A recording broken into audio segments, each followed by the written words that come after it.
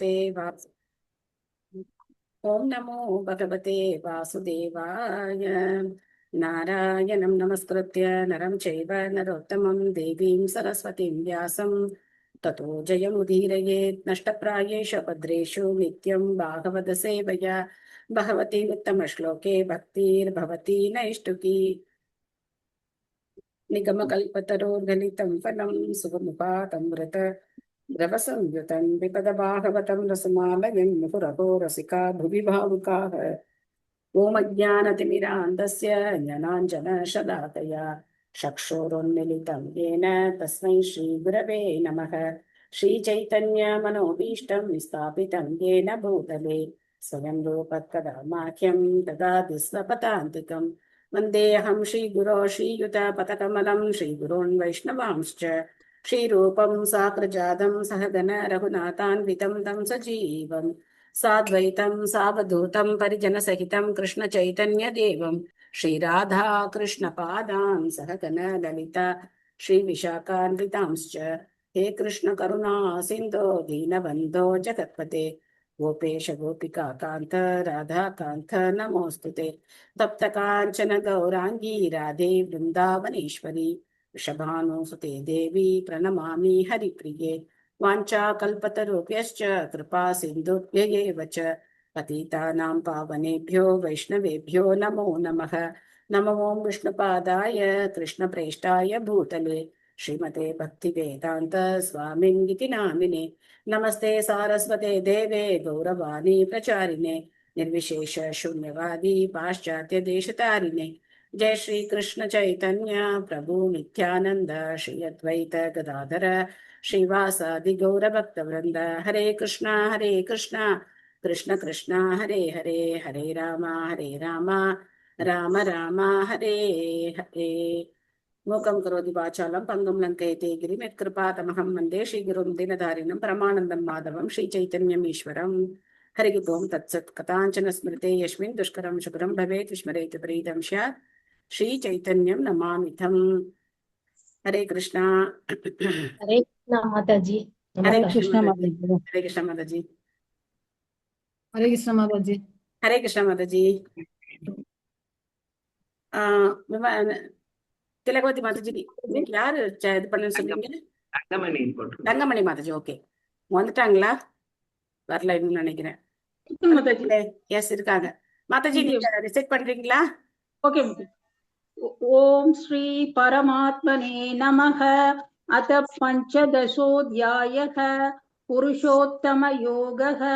ஸ்ரீ பகவானுவாச்ச ஊர்த்வமூலம் அத சாகம் அஸ்வத்தம் பிராஹுரவ்யயம் சந்தாம்சி யஸ்ய பர்ணானி யஸ்தம் வேத ச வேதவித் அத்தச்சோர்த்வம் பிரசுதாஸ்தஸ்ய சாகாः गुणः प्रवृत्ता विषय प्रवालाः अधश्च मूलान् अनुसन्ततानि कर्मानुबन्धीनि मनुष्यलोके न रूपमस्येह ततोपलभ्यते नान्तो न चादिर्न च सम्प्रदिष्टा अश्वत्थमेनं सुविरूढमूलम् असङ्गशस्त्रेण दृढेन चित्वा ततः पदं तत्परिमार्गितव्यं यस्मिन् गता न निवर्तन्ति भूयः तमेव चात्यं पुरुषं प्रपद्ये यतः प्रवृत्ति प्रसृता पुराणी निर्मानमोहाजितसङ्गदोषाः अध्यात्मनित्या विनिवृत्तकामाः द्वन्द्वैर्विमुक्ता सुखदुःखसंज्ञैर्गच्छन्त्यमूढा पदमव्ययं तत् न तद्भाषयते सूर्यः न शशाङ्को न पावकः यद्गत्वा न निवर्तन्ते तत्ताम परमं मम ममैवांसो जीवलोके जीवभूतः सनातनः मनः षष्ठानीन्द्रियाणि प्रकृतिस्थानि कर्षति शरीरं यत वाप्नोति यच्चाप्युत्क्रामदीश्वरः गृहीत्वैतानि संयादि वायुर्गन्धान् इवाशयात् श्रोत्रं चक्षुस्पर्शनं च रसनं घ्राणम् एव च अधिष्ठाय मनश्चायं विषयानुपसेवते उद्ग्रामन्तं स्थितं वापि पुण्यानं वा गुणान्वितं विमूढा नानुपश्यन्ति पश्यन्ति ज्ञानचक्षुषः यदन्तो योगिनश्चैनं पश्यन्त्यात्मन्यवस्थितं यदन्तोऽप्यकृतात्मानः नैनं पश्यन्त्यचेतसः यत्आदित्यगदं तेजः जगद्भाषयतेऽखिलं यच्चन्द्रमसि यच्चाग्नौ तत्तेजो विद्धि मामकम् कामाविश्य च भूतानि धारयाम्यहमोजसा पुष्णामि चौषधी सर्वाः सोमो भूत्वा रसात्मकः अहं वैश्वानरो भूत्वा प्राणिनां देहमाश्रितः प्राणापानसमायुक्तः पचाम्यन्नं चतुर्विधं सर्वस्य चाहं हृदि सन्निविष्टः मत्तस्मृतिज्ञानमपोहनं च वेदैश्च सर्वैरहमेव वेद्यः वेदान्तकृत् वेदविदेव चाहं त्वाविमौ पुरुषौ लोके क्षरश्चाक्षर एव च क्षरः सर्वाणि भूतानि कूटस्थोऽक्षर उच्यते उत्तमः पुरुषस्त्वन्यः परमात्मेत्युदाहृतः यो लोकत्रयमाविश्य बिभर्त्यव्यय अतीतोऽहम् अक्षरादपि चोत्तमः अतोऽस्मि लोके वेदे च प्रतितः पुरुषोत्तमः यो मामेवम् असम्मूढः जानाति पुरुषोत्तमं स सर्वविद् भजति मां सर्वभावेन भारत इति गुह्यतमं शास्त्रम् इदमुक्तं मया नघः एतद्बुद्ध्वा बुद्धिमान् स्यात् कृतकृत्यश्च भारत ॐ तत्सत् इति श्रीमद्भगवद्गीतासु उपनिषत्सु ब्रह्मविद्यायां योगशास्त्रे श्रीकृष्णार्जुनसंवादे पुरुषोत्तमयोगो नाम पञ्चदशोऽध्यायः। ॐ श्रीगुरुभ्यो नमः। नमस्ते। Hare Krishna. Thank you Mataji, thank you Mataji. So நாளைக்கு மீனா மாதாஜி சொல்லுன்னு சொல்லியிருக்காங்க. அடுத்த நாள் யார் சொல்ல போறீங்க அப்படின்னு நீங்க வந்து குரூப்ல போடுங்க. ஒரு நிமிஷம் நீங்க வந்துட்டேன். மாதாஜி.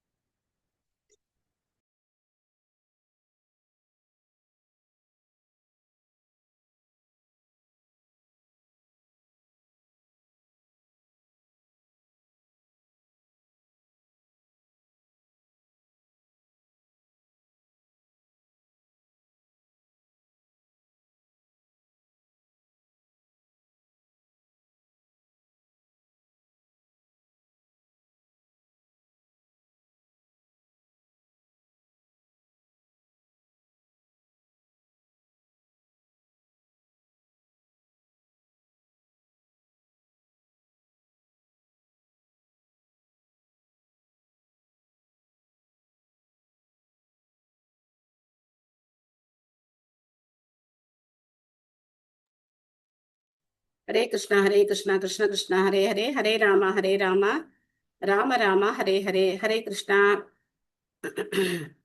சாந்தி ஹரே மாதாஜி. கிருஷ்ணா மாதாஜி. ஹரே ஹரே கிருஷ்ணா கிருஷ்ணா மாதாஜி. மாதாஜி. ஹரே கிருஷ்ணா மாதாஜி. சாந்தி மாதாஜி இருக்கீங்களா?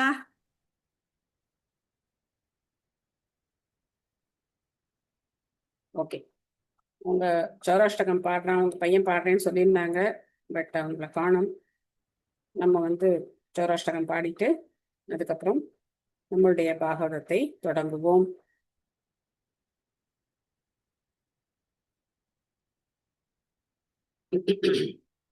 ஜெய் ஸ்ரீ ஸ்ரீ சௌராஷ்டகம் கி ஜாய். எப்போ போல மியூட்ல நீங்க ரிப்பீட் பண்ணுங்க. 2 லைன்ஸ் நான் முதல்ல பாடிடுறேன், அதுக்கப்புறம் அடுத்த 2 லைன்ஸ். முதல்ல 2 லைன்ஸ் நான் பாடினதுக்கு அப்புறம் நீங்க ரிப்பீட் பண்ணுங்க. நெக்ஸ்ட் 2 லைன்ஸ் பாடினதுக்கு அப்புறம் இந்த 2 லைன்ஸ் வந்து ரிப்பீட் பண்ணலாம். गजे प्रसिद्धं नवनीतचोरं गोपाङ्गनानां च दुकूलचोरम् अनेकजन्म अजितपापचोरं चोराकृतन्यं पुरुषं नमामि. சாரி, நான் ஃபுல்லா பாடிட்டேன். ஸோ நீங்க ரிப்பீட் பண்ணுங்க.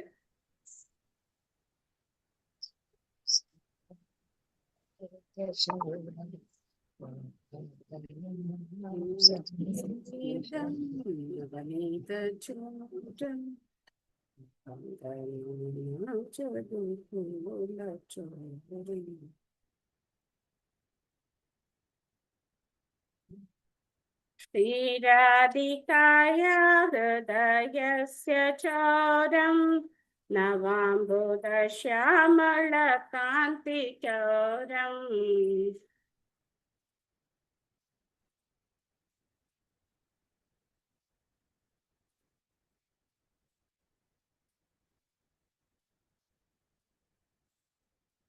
पादाश्रितानां च समस्तचौरं चौराग्रहण्यं पुरुषं नमामि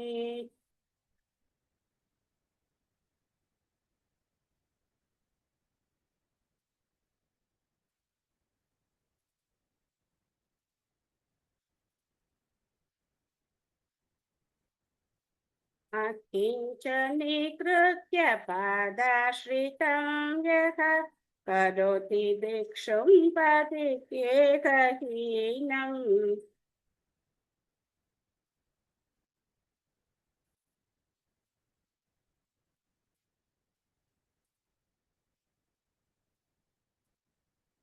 केनाप्यथो भिक्षनचौरयितृ दृष्टश्रुतो वा न जगत्रयेऽपि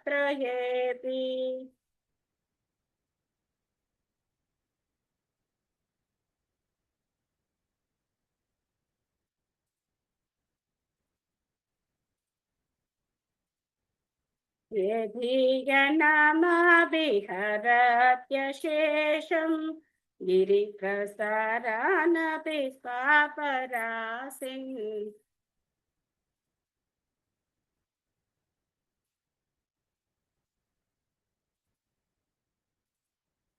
आश्चर्यरूपो ननु चौरयितृ दृष्टश्रुतो वा न मया कदापि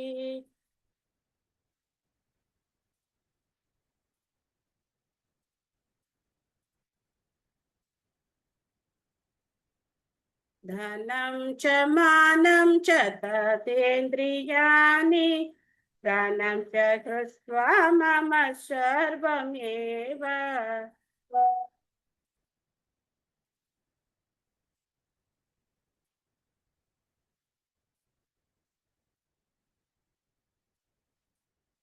पालायसे कुत्र दुदोऽत्यचौर त्वं भक्तिधाम्नासि मया निरुद्धः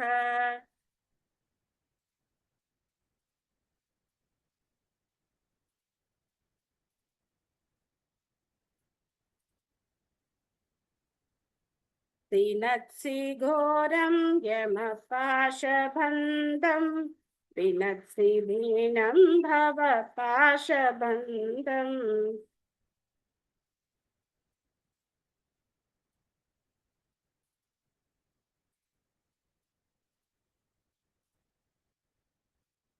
पिनत्सि सर्वस्वसमस्तबन्धं नैवात्मनो भक्तकृतं तु बन्धम्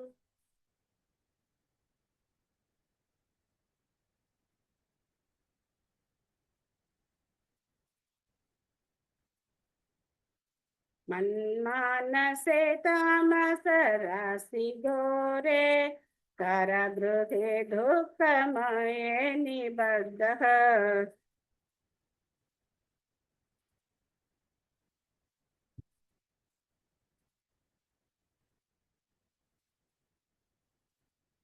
लभस्वहे चौरहरे शिराय स्वचौर्यदोषोचितं एव धन्त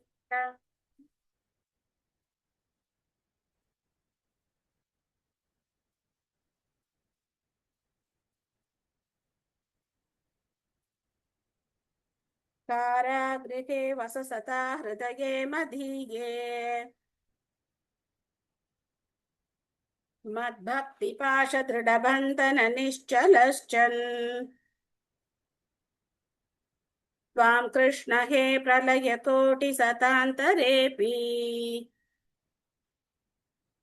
सर्वस्वचोरहृदयान् न हि मोचयामि जय श्री श्री चौराष्टकम की जय। ஸோ அதோட மீனிங் ஒரு பேராகிராஃப் ஒருத்தர் படிக்கலாம். யார் படிக்கிறீங்க?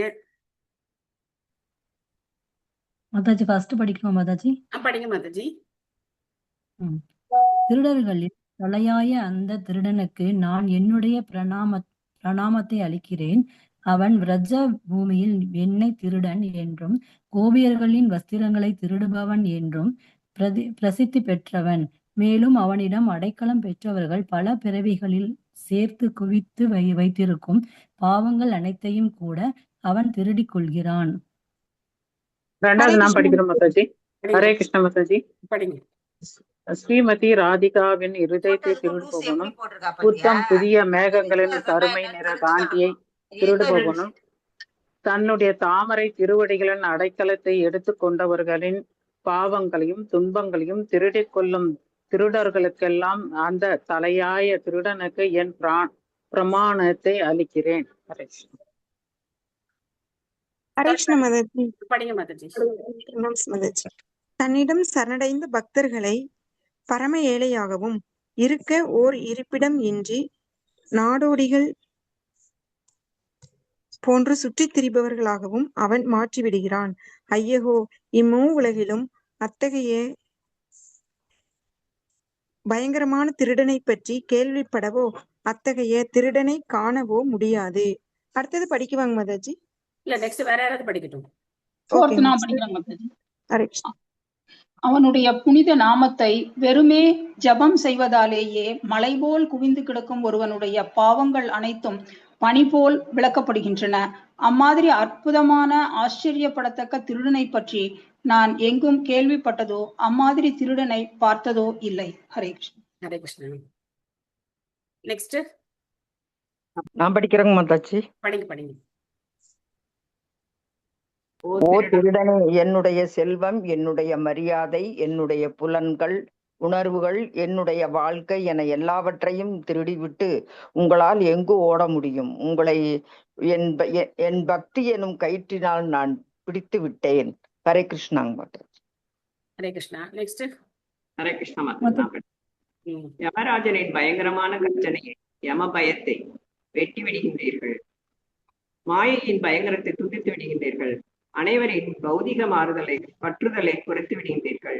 ஆனால் பாசத்துக்குரிய உங்களது பக்தர்களால் கட்டப்பட்ட அன்பு என்னும் முடிச்சை உங்களால் வெட்ட முடியவில்லை. ஹரே கிருஷ்ணா. ஹரே கிருஷ்ணா. நெக்ஸ்ட் மாதாஜி நான் படிக்கட்டுமா? எஸ் மாதாஜி. ஹரே கிருஷ்ணா மாதாஜி. என்னிடம் உள்ள எல்லாவற்றையும் திருடிய ஓ திருடனே, என்னுடைய அறியாமை என்னும் பயங்கரமான இருளில் பயந்து போன பரிதாபமான என் இதயம் எனும் சிறைச்சாலையில் இன்று உங்களை கைதியாக அடைத்து விட்டேன். மிக நீண்ட காலம் அங்கேயே இருங்கள். இதுவே நீங்கள் செய்த அனைத்து திருட்டு குற்றங்களுக்கும் தகுந்த தண்டனை ஆகும். ஹரே கிருஷ்ணா மாதாஜி. ஹரே கிருஷ்ணா. ஓ கிருஷ்ண பகவானே, என்னை எல்லாவற்றையும் திருடியவரே, என் பக்தியின் வலிமையால் எப்போதும் என் இதயத்தில் இறுக்கமாகவே இருக்கட்டும். நீங்கள் தொடர்ந்து என் இதயம் என்னும் சிறைச்சாலையிலேயே வாசம் புரிவீர்களாக. பல கோடான கோடி யுகங்களினாலும் என் இதயத்தில் இருந்து நான் உங்களை விடுவிக்கப் போவதில்லை. ஹரே கிருஷ்ணா. ஹரே கிருஷ்ணா. தேங்க்யூ மாதாஜி. ஸோ ஜெய் ஸ்ரீ சௌராஷ்டகம் கி ஜாய். நாம் இந்த புருஷோத்தம மாதத்துல சின்ன சின்ன பக்தி காரியங்களை கொஞ்சம் கொஞ்சமா அதிகரிச்சுட்டு வர்றோம். ஸோ டெய்லி சாயந்தரம் பார்த்தீங்கன்னா மாயப்பூர் டிவியில யுகலாஷ்டகம் பாடுறாங்க. ரொம்ப அற்புதமா இருக்கு. அது வந்து ஜீவகோஸ்வாமியால எழுதப்பட்டது யுகலாஷ்டகம். ரொம்ப அருமையான அஷ்டகம். அது பாடி பகவானுக்கு நெய் தீபம் எடுத்து எல்லா பக்தர்களும் ஆரத்தி எடுக்கிறாங்க. பார்க்கறதுக்கே ரொம்ப அருமையா இருக்கு. டைம் இருக்கிறவங்க சந்தியாரத்துக்கு அப்புறம் 6 மணிக்கு அப்புறம் அது பாடுறாங்க. அதை மாயப்பூர் டிவியில கண்டிப்பா பாருங்க. நீங்க வீட்டுல இருந்தபடிக்கே யுகலாஷ்டகம் போட்டுக்கிட்டு பகவானுக்கு அங்க நீங்களே வந்து நெய் தீபம் ஏத்தலாம். டைரக்டா நீங்க மாயப்பூரோட கனெக்ட் ஆயிடுறீங்க. ஸோ அஷ்டகமும் கேட்டுட்டு நீங்க வந்து நெய் தீபமும் உங்க வீட்லயே நீங்க பகவானுக்கு காட்டலாம். அருமையா இருக்கு. இது எதுக்காக நம்ம இப்ப செய்யறோம்? இந்த அஷ்டகம் எல்லாம் எதுக்காக இப்ப பாடுறோம் அப்படின்னாக்க, கொஞ்சம் கொஞ்சமா பகவானுடைய கீர்த்தனங்களை பாடுறதுக்கு நம்ம என்ன பண்ணணும்? கத்துக்கணும். பகவானை பத்தின கீர்த்தனங்களை பாடுறது, ஆர்த்தி கீர்த்தனங்கள்லாம் கத்துக்கிறது. ஸோ இதெல்லாம் பண்ணணும். இது ஒரு இனிஷியேட்டிவ். இந்த மாசம் பார்த்தோம்னா சாதாரணமா சொன்னா கூட நம்ம வந்து செய்ய மாட்டோம். ஆனா இது வந்து இவ்வளோ ஒரு மகத்துவம் பகவான் கொடுத்திருக்கார். நம்மளுடைய பக்தியை வந்து எப்படி அதிகரிக்கிறது அப்படிங்கிறதுக்கான வழிமுறைகளை பகவான் கொடுத்திருக்கார். அதனால அதை நம்ம ஃபாலோ பண்ணும்போது அதுக்கப்புறம் என்ன பண்ணணும், இதை வருஷம் பூரா அப்படியே ஃபாலோ பண்ணிக்கிட்டே வரணும். அப்ப நெக்ஸ்ட் புருஷோத்த மந்த் வரும்போது இன்னும் கொஞ்சம் நம்ம ஜாஸ்தி பண்ணலாம். புரியுதா? இல்லையா? கொஞ்சம் கொஞ்சமா நம்மளுடைய சாதனைகள் நம்ம அதிகப்படுத்திக்கிட்டே போகலாம். ஓகே, இப்ப நம்ம பாகவதத்துக்குள்ள போவோம். ஸ்ரீமத் பாகவதம் 3வது ஸ்கந்தம் 6வது அத்தியாயம் பதம் 32 படிக்கணும் இல்லையா? விசோ வர்த்தந்த தஸ்யோர்வோர் லோகம் விகரி 31 படிக்கலைங்க. 31 படிக்கணும் மாதாஜி. 31 படிக்கணும். 31 மாதாஜி. Okay okay okay. 31 பதம் 31. பாஹோப்யோ வர்த்தத சத்ரம் க்ஷத்ரியஸ்தனுவ்ரதः யோ ஜாதஸ்த்ராயதே வர்ணான் பௌருஷக கண்டக ஷதாத். மொழிபெயர்ப்பு பொருளுரை வழங்கிய தேவத்ராச பக்திவேதாந்த சுவாமி ஸ்ரீல பிரபுபாத் கி ஜெய். மொழிபெயர்ப்பு. அதன் பிறகு பிரம்மாண்டமான விராட் ரூபத்தின் கரங்களில் இருந்து பாதுகாக்கும் சக்தி உற்பத்தியானது. இத்தகைய சக்தியை தொடர்பாக சத்திரியர்களும் தோற்றத்திற்கு வந்தனர். இவர்கள் சத்திரிய தொழில்களை பின்பற்றுவதன் மூலம் சமூகத்தை திருடர்கள் மற்றும் துஷ்டர்கள் ஆகியோரின் தொல்லைகளில் இருந்து காப்பாற்றினர். சோ இதுதான் சத்திரியர்களுடைய கடமை. ஆனா இன்னைக்கு இருக்கிற அரசாங்கங்கள் உலகம் முழுக்க ஒரு இடத்துலன்னு கிடையாது, அரசாங்கங்கள் மக்களை காப்பாத்துறதுக்கு பதிலாக என்ன பண்றாங்க, மக்கள்கிட்ட இருந்து அவங்களே கொள்ளையடிக்கிறாங்க. பாகவதம் 12வது காண்டத்துல சொல்லப்பட்டிருக்கு, கடைசியில கலியுக முடிவுல அரசர்கள் எல்லாம் திருடர்களா இருப்பாங்க, கொள்ளைக்காரர்களா இருப்பாங்க அப்படின்னு. அதை நம்ம இப்பவே பாக்குறோம் இல்லையா? அவ்வளவு ஒரு மோசமான சூழ்நிலை இப்போ சமுதாயத்துல இருக்கு. தனபாக்கியம் மாதாஜி படிக்கிறீங்களா? படிக்கிறேன் மாதாஜி. ஹரே கிருஷ்ண மாதாஜி. ஹரே கிருஷ்ணா. பொருளுரை வழங்கிய ஸ்ரீல பிரபுபாதரை கேஜே. உன்னதமான வேத ஞானத்தில் நாட்டம் கொண்டிருக்கும் பகுதியை கொண்டு பிராமணர்கள் அடையாளம் காணப்படுகின்றனர். அது போலவே திருடர்களையும் துஷ்டர்களையும் போன்ற தீயவர்களிடமிருந்து சமூகத்தை பாதுகாக்கும் சக்தியை கொண்டு சத்திரியர்கள் அடையாளம் காணப்படுகின்றனர். அனிஷ்பட்சம் என்னும் சொல் குறிப்பிடத்தக்கதாகும். சமூகத்தை திருடர்களிடமிருந்து துஷ்டர்களிடமிருந்தும் பாதுகாப்பதன் மூலம் சத்திரியர்கள் கொள்ளைகளை பின்பற்றும் ஒருவர் சத்திரியர் என்று அழைக்கப்படுகிறார். ஒரு சத்திரியரின் குடும்பத்தில் பிறந்ததால் அல்ல. வர்ணாசிரம் முறையானது பிறப்பின் தகுதியை பொறுத்ததல்ல, குணத்தை பொறுத்ததாகும். அதற்கடுத்ததாக வருவது தான் பிறப்பு. இது வர்ணாசிரம முறையின் முக்கிய அம்சம் அல்ல. பிராமணர், சத்திரியர், வைசிரியர் மற்றும் சூத்திரியர் ஆகியோருக்குரிய தகுதி முறைகள் பகவத்கீதையில் 18.41-44 குறிப்பிடப்பட்டுள்ளன. ஒருவர் ஒரு குறிப்பிட்ட பிரிவை சேர்ந்தவர் என்று அழைக்கப்படுவதற்கு முன் இத்தகைய தகுதிகளை எல்லாம் அவர் பெற்றிருக்க வேண்டும். பகவான் விஷ்ணு எல்லா வேத இலக்கியங்களிலும் புருஷர் என்று குறிப்பிடப்பட்டுள்ளார். ஜீவராசிகள் புருஷர் சக்தியாக பராசக்தி அல்லது பராபிரகிருதியாக இருப்பினும் சில சமயங்களில் அவர்கள் புருஷர்கள் என்றும் குறிப்பிடப்படுகின்றனர். புருஷரின் புறசக்தியினால் மாயைக்கு உட்படுத்தப்பட்டுள்ள ஜீவராசிகளுக்கு உண்மையில் எந்த தகுதிகளும் இல்லை என்ற போதிலும் தங்களை அவர்கள் புருஷர்கள்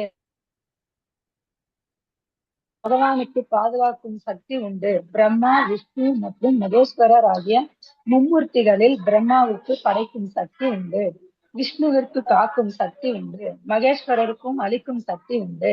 இப்பதத்தில் புருஷ என்னும் சொல் குறிப்பிடத்தக்கதாகும். ஏனெனில் புருஷரான பகவானை பிரதிநிதித்து பிரஜைகளுக்கும் நீரிலோ அல்லது நிலத்திலோ பிரிந்துள்ள எல்லா ஜீவராசிகளுக்கும் பாதுகாப்பு அளிப்பதில் சத்திரியர்களும் பகவானின் பிரதிநிதிகளாக இருக்க வேண்டும் என எதிர்பார்க்கப்படுகின்றனர். எனவே பாதுகாப்பு மனிதன் மற்றும் மிருகம் ஆகிய இருவருக்குமே உரியதுதான். இன்றைய சமூகத்தில் உள்ள பிரஜைகள் துஷ்டர்களிடமிருந்து தூது பாதுகாக்கப்படுவதில்லை. சத்திரியர்கள் இல்லாத இன்றைய குடியாட்சி முறையானது வைசியர்களையும் சூத்திரர்களையும் கொண்ட ஒரு அரசாங்கமாக உள்ளது. இத்தகைய அரசாங்கத்தில் முன்பு இருந்தது போல் பிராமணர்களும் சத்திரியர்களும் இல்லை. யுதிஷ்டிர மகாராஜனும் அவரது பேரனான பரிஷித்தி மகாராஜனும் சத்திரிய அரசர்களுக்கு முன்னுதாரணமாக விளங்கினார். அவர்கள் எல்லா மனிதர்களுக்கும் மிருகங்களுக்கும் சமமாக பாதுகாப்பை வழங்கினார். கலிபுருஷன் ஒரு பசுவை கொல்ல முயன்ற பொழுது அந்த துஷ்டனை கொன்றுவிட பரிஷித்தி மகாராஜன் தனது வாளை உரிவன் மகாராஜனின் இராஜ்யத்திலிருந்து விடுபட்டான். இதுதான் பகவான் விஷ்ணுவின் பிரதிநிதிக்குரிய அல்லது புருஷருக்குரிய அறிகுறியாகும். ஒரு தகுதியுள்ள சத்திரிய அரசர் பகவானின் பிரதிநிதியாக இருந்த பிரஜைகளுக்கு பாதுகாப்பு அளிப்பதால் அவருக்கு பகவானுக்கு அளிக்கப்படும் அதே மரியாதை அளிக்கப்படுகிறது. இன்றைய நாட்டு தலைவர்களால் திருடர்களிடமிருந்து கூட பாதுகாப்பு அளிக்க முடியவில்லை என்பதால் ஒருவர் காப்புறுதி நிறுவனத்திடமிருந்து பாதுகாப்பை தேட வேண்டியுள்ளது. தகுதியுள்ள பிராமணர்களுக்கும் சத்திரியர்களுக்கும் இல்லாததுதான் நவீன மனித சமுதாயத்தில் உள்ள எல்லா பிரச்சனைகளுக்கும் காரணம். ஹரே கிருஷ்ணா மாதாஜி. ஹரே கிருஷ்ணா. நன்றி மாதாஜி. தேங்க்யூ. ஒவ்வொருத்தருக்கும் என்ன இருக்கு, ஒரு ஒரு கடமை இருக்கு. பிராமணர்களுக்கு உண்டான கடமையை பார்த்தோம். சத்திரியர்களுக்கு நாட்டு மக்களை காப்பாற்ற வேண்டிய கடமை இருக்கு. மக்களை மட்டும் கிடையாது, அந்த நாட்டுல வாழக்கூடிய மிருகங்களையும் காப்பாற்றணும். பிரஜை அப்படின்னா மிருகங்களும் அடக்கம். அதுக்கு உதாரணமா பிரபுபாதர் வந்து ஃபர்ஸ்ட் கேண்டோல கடைசியில நம்ம பார்த்தோம் இல்லையா, ஞாபகம் வருதா? பரிஷித் மகாராஜர் என்ன பண்ணாரு, அப்படி நகர்வலம் வந்துட்டு இருக்கும் போது ஒரு மனிதன், ஆனா அவன் வந்து பாக்குறதுக்கு சூத்ரன் மாதிரி இருக்கான், சத்திரிய உடை அணிஞ்சிருக்கான், பல பலன்னு சத்திரியன் மாதிரி உடை அணிஞ்சிருக்கான். ஆனா செய்யக்கூடிய காரியம் என்ன செய்துட்டு இருந்தான்? அவன் என்ன செய்துட்டு இருந்தான்? பசுவை துன்புறுத்தி வெட்டிட்டு இருந்தா ஒண்ணு பக்கத்துல அழுதுகிட்டு இருந்தா, கண்ணீர் விட்டு. யார அடிச்சுக்கிட்டு இருந்தா, யார அழுதுகிட்டு இருந்தா? இந்த சூத்திரன் ராஜா மாதிரி ட்ரெஸ் போட்டு காளை மாடு காளை மாடை வந்து 3 காலை அடிச்சுட்டு இருந்தா. Very good. பசுமாடு அழுதுன்றது. அந்த காட்சியை இது கலிபுருஷன் அந்த காரியத்தை பண்ணிட்டு இருந்தான். அந்த காட்சியை பார்த்த உடனே பரிஷித் மகாராஜர் என்ன பண்ணாரு, அந்த களியை தண்டிக்கிறதுக்காக தன்னுடைய வாளை உருவிக்கிட்டே போனாரு. சோ அதனால இன்னைக்கு நம்ம நினைச்சு பாருங்க, வாயில்லாத ஜீவராசிகள், நம்மளை நம்பி இருக்கிற ஜீவராசிகள் இரக்கம் இல்லாம கொல்லப்படுறாங்க. நிறைய பேர் வந்து கிராமத்துக்காரங்க எல்லாம் இப்ப யூடியூப்ல வீடியோ போடுறாங்க. அதுல பாத்தீங்கன்னா, எனக்கு இந்த ஆட்டுக்குட்டி ரொம்ப பிடிக்கும், இந்த ஆட்டுக்குட்டியை நான் அப்படி வளர்க்குறேன். எதுக்காக வளர்க்குற? எதுக்காக ஆட்டுக்குட்டியை இவ்வளவு பிரியமா வளர்க்குற? அதை பலி கொடுக்கறதுக்கு, அப்படிதானே? அதை பொண்ணு சாப்பிடுறதுக்கு, இல்ல கொண்டு போய் கசாப்பு கூடத்துல போய் விற்கிறதுக்கு. குட்டியா இருக்கும்போது ரொம்ப பிரியமா இருக்கீங்க, அதுக்கு வந்து தூக்கி வச்சுக்கிட்டு கொஞ்சிறது பண்றது எல்லாம் பண்றோம். ஆனா வளர்ந்ததுக்கு அப்புறம் அந்த ஆடு என்ன ஆயிடுது, கொண்டு போய் அது சிதைக்கப்படுது, கொல்லப்படுது. சோ அதனால இரக்கம் அப்படிங்கிறது யாருக்குமே கிடையாது. எவ்வளவு ஒரு மனம் வந்து எவ்வளவு ஒரு பயங்கரமான ஒரு விஷயம்னு பாருங்க. அந்த ஆட்டுக்குட்டி மேல அவ்வளவு பாசம் இருக்கான். அந்த ஆட்டுக்குட்டிக்கு வந்து தடையெல்லாம் நான் போடுறேன், அது பண்றேன், இது பண்றேன் அப்படின்னா வீடியோ எல்லாம் போடுறாங்க. எதுக்கு பண்றேன் அப்படின்னா, அதை கொண்டு போய் திரும்ப அது வளர்ந்ததுக்கு அப்புறம் அதை கொண்டு போய் கசாப்பு கடையில கொண்டு போய் கொடுக்கறதுக்கு, இல்ல அவங்க வீட்டுல ஒரு விசேஷம்னா வெட்டி சாப்பிடுவாங்க, அவ்வளவுதான். சோ இதெல்லாம் தான் இன்னைக்கு வந்து மனித சமுதாயத்துல இருக்கக்கூடிய மிகப்பெரிய தவறு. ரோபா சொல்றார், சரியான பிராமணர்களும் கிடையாது, சத்திரியர்களும் கிடையாது. ஆனா யுதிஷ்ட மகாராஜர், பரீட்சித் மகாராஜர், பகவான் ராமச்சந்திரர், இந்த மாதிரி பிருத்து மகாராஜர், நிறைய அரசர்களை பாக்குறோம் நம்ம. துருவ மகாராஜன், பிரகலாத மகாராஜன், உங்களுடைய ஆட்சி எல்லாம் அவ்வளவு அற்புதமா இருந்தது. சோ பகவானுடைய கரங்கள், சத்திரியர்கள் அப்படிங்கிறவங்க பகவானுடைய கரங்கள். ஆனா இன்னைக்கு ஏன் அப்படி இருக்காங்க அப்படின்னாக்க, இன்னைக்கு அந்த தர்மம் சீர்குலைந்து போய்விட்டது. சோ அவங்களுக்கு அந்த பக்தி இல்லை, யாருக்குமே பக்தி இல்லை. அதனால அவங்க என்ன பண்ண மாட்டேங்கிறாங்க, பகவான் சொன்னதை கேட்க மாட்டேங்கிறாங்க.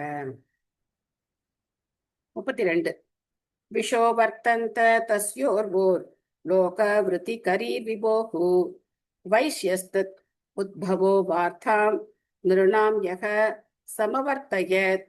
அனைவருக்கும் ஜீவனோபாயமாக உள்ள தானிய உற்பத்தியும் பிரஜைகளுக்கு அவற்றை விநியோகித்தலும் பகவானின் பிரம்மாண்ட ரூபத்தின் தொடைகளில் இருந்து உற்பத்தியானது.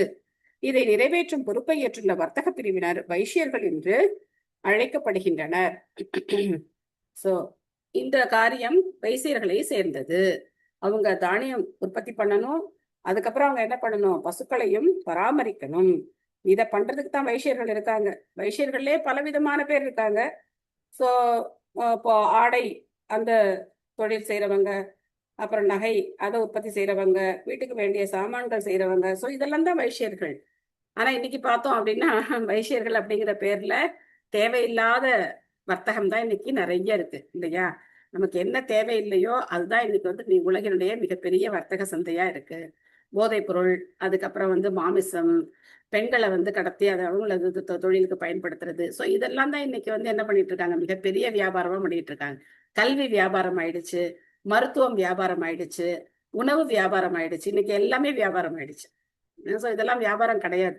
இதெல்லாம் வந்து வைசியர்களுடைய தொழில் கிடையாது. நெக்ஸ்ட் பொருளுரை ரேவதி அவங்க படிக்கிறீங்களா?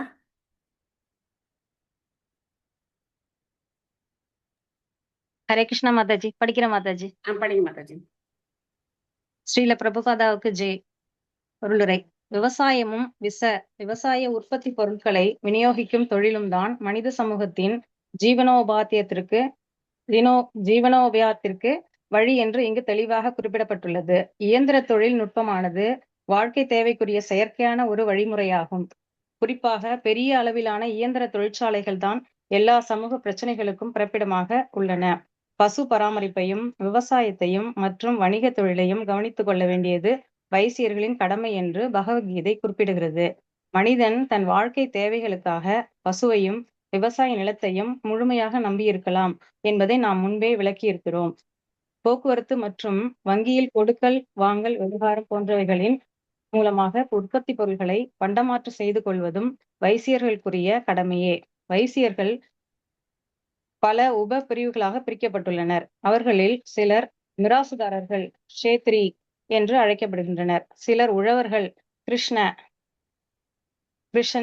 என்றும், சிலர் தானிய உற்பத்தியாளர்கள் தில வணிக் என்றும், சிலர் வாசனை திரவிய வணிகர்கள் கந்த வணிக் என்றும், சிலர் தங்க வியாபாரர்கள் ஸ்வர்ண வணிக் என்றும் அழைக்கப்படுகின்றனர். பிராமணர்கள் ஆன்மீக குருமார்களாகவும் போதகர்களாகவும் இருக்கின்றனர்.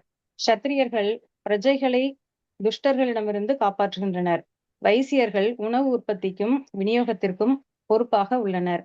அறிவற்றவர்களும் சுதந்திரமாக செயல்பட முடியாதவர்களுமான சூத்திரர்கள் முன் குறிப்பிட்ட 3 உயர் பிரிவினருக்கும் உதவியாக இருந்து தங்களுடைய வாழ்க்கை தேவைகளை தேடிக்கொள்ள வேண்டும். முன்பு பிராமணர்களுக்கு எல்லா வாழ்க்கை தேவைகளும் சத்திரியர்களாலும் வைசியர்களாலும் அளிக்கப்பட்டு வந்தன. ஏனெனில் வாழ்க்கை தேவைகளை தேடிக்கொள்ள அவரவர்களுக்கு நேரம் இருக்கவில்லை. சத்திரியர்கள் வைசியர்களிடமிருந்தும் சூத்திரர்களிடமிருந்தும் வரி வசூலிப்பது வழக்கம். ஆனால் பிராமணர்கள் எவ்வித வரியையும் கட்ட வேண்டிய அவசியம் இருக்கவில்லை. அத்தகைய வாழ்வு முறை மிகச் சிறந்ததாக இருந்ததால் அப்பொழுது அரசியல், சமூக மற்றும் பொருளாதார கிளர்ச்சிகள் இருக்கவில்லை. எனவே ஒரு அமைதியான மனித சமூகத்தை ஏற்படுத்துவதற்கு வெவ்வேறு வர்ணங்கள் அத்தியாவசியமாகும். Hare Krishna Mataji. Hare Krishna. Thank you Mataji. Thank you Mataji. So இதெல்லாம் வந்து வணிகர்களுடைய பிரிவுகள். தில வணிக், ஸ்வர்ண வணிக், அதுக்கப்புறம் கந்த வணிக், இதெல்லாம் வந்து அவங்களுடைய பிரிவுகள். வணிக் அப்படின்னா வணிகர்கள்னு அர்த்தம். வாழ்க்கைக்கு தேவையான பொருட்களை உற்பத்தி செய்யணும், அதான் அவங்க செய்ய வேண்டியது. தேவையில்லாம பிரபுபா சொல்றாரு உக்ர கர்மா பண்ணக்கூடாது. இயந்திர தொழிற்சாலைகள் இன்னைக்கு பார்த்தோம்னா எல்லா இடத்துல என்ன இருக்கு? IT park. அதான் இன்னைக்கு இந்தியாவுடைய வளர்ச்சி அப்படின்னு பாக்குறோம். ஐடி பார்க் அப்படின்னு சொல்லி இந்தியாவுடைய மிகப்பெரிய வளர்ச்சி, மிகப்பெரிய நகரங்கள் எல்லாம் இன்னைக்கெல்லாம் பெங்களூர்லாம் பார்த்தோம்னா கார்டன் சிட்டி எல்லாம் கிடையாது. இன்னைக்கு அது என்ன ஆயிடுச்சு? ஐடி பார்க் சிட்டி ஆயிடுச்சு. முன்னாடி பெங்களூருக்கு வந்து கார்டன் சிட்டி அப்படின்னு பேரு இல்லையா? ஸோ இன்னைக்கு அதெல்லாம் கிடையாது. அதே மாதிரி இங்க பிரபுபாத பொருள் சொல்றாரு, பிராமணர்களுக்கு சம்பாதிக்கிறதுக்கு நேரம் கிடையாது. ஏன்னா அவங்க வந்து பொதுமக்களுடைய நன்மைக்காக வேதங்களை படிச்சு அந்த போதனைகளை செய்யறாங்க. அவங்களுக்கு என்ன செய்யணும்? சத்திரியர்கள் எல்லா பாதுகாப்பும் கொடுக்கணும். அவங்களுடைய வாழ்க்கை தேவையை பராமரிக்க வேண்டியது சத்திரியர்களுடைய கடமை. ஆனா இன்னைக்கு நிலைமை பாருங்க. சாதாரணமா எங்க பையன் வந்து பக்கத்துல ஒரு கோவிலுக்கு போயிருக்காரு. எங்க கும்பகோணத்தை சுத்தி எல்லாமே திவ்ய தேசம் தான். ஸோ புல்லபூதங்குடி அப்படின்னு ஒரு திவ்ய தேசம். வல்வில் ராமர், ரொம்ப அழகான பெருமாள். ராமர் வந்து சயன திருக்கோலத்துல இருக்க ரொம்ப அழகான பெருமாள். ஸோ அப்படி அந்த கோவிலுக்கு போன போது அந்த 2 வாரம் தொடர்ந்து போனதுனால அவங்க வந்து சரி இவங்க அடிக்கடி வராங்க அப்படின்னு சொல்லிட்டு இவங்கள்ட்ட பேச்சு கொடுத்து இந்த மாதிரி நீங்க வந்து கோவிலுக்கு ஏதாவது பண்ணுங்க, கைங்கரியம் பண்ணுங்க அப்படின்லாம் சொல்லியிருக்காங்க. நம்ம இஸ்கான்ல இருக்கோம், ஆல்ரெடி நம்ம எல்லாம் பண்ணிக்கிட்டே தான் இருக்கோம். ஆனா பாருங்க அவங்க சொல்ற நிலைமை, அவங்களுடைய அந்த வார்த்தைகள் பார்த்தோம் அப்படின்னா ரொம்ப கஷ்டமா இருந்தது. எல்லாம் பெரிய பெரிய கோயிலுக்கு தான் செய்யறாங்க, இந்த கோவிலுக்குலாம் யாரும் வர்றதும் கிடையாது, யாரும் எதுவும் செய்யறதும் கிடையாது. ஸோ அரசாங்கம் என்ன செய்யுது? கோவில் சொத்தை புத்தகக்காரங்க அவங்க எடுத்துக்கிறாங்க. அதுக்கப்புறம் அரசாங்கம் அதை கண்டுக்கிறது கிடையாது. கோவிலுக்கு வருமானம் இல்லாமலாம் அன்னைக்கு வந்து அவ்வளவு பெரிய கோவில் கட்டி வச்சாங்க. கோவிலுக்கு உண்டான எல்லா வசதிகளையும் பண்ணி வச்சிருக்காங்க.